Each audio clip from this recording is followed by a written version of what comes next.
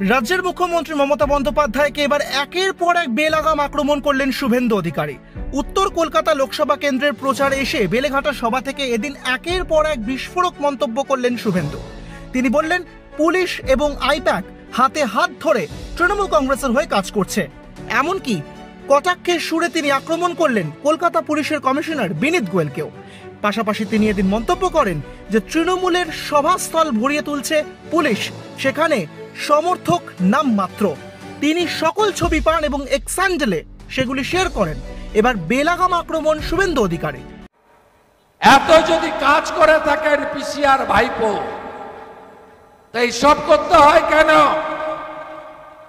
I-PAC আর মমতা পুলিশের joint venture, যেখানে বিজেপির প্রার্থী যাবে তাকে গো ব্যাক বলো, খারাপ ভাষা উচ্চারণ করো।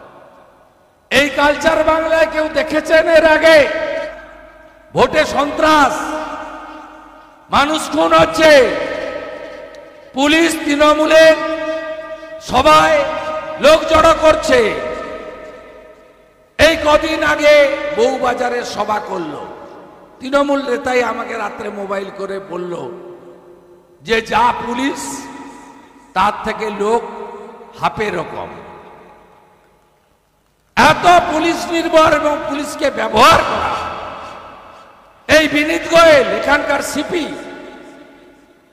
তিনি তো কালী পুজোর দিন মমতা ব্যানার্জির বাড়িতে জুতো আর মোজা খুলে পরিবেশনের কাজ করেন। কলকাতা পুলিশের এসপি ছেলেদের নিয়ে যাওয়া হয় অনিচ্ছা সত্ত্বেও, উপায় নেই, কালিম্পং পাঠিয়ে দিবে, দার্জিলিং পাঠিয়ে দিবে। তারা সবাই কোমরে গামছা বেঁধে সিভিল ড্রেসে নোংরা ফেলার যে গাড়ি কর্পোরেশনে, তাতে খাওয়ারের প্যাকেট তুলে তুলে নিয়ে বিতরণের কাজ করে।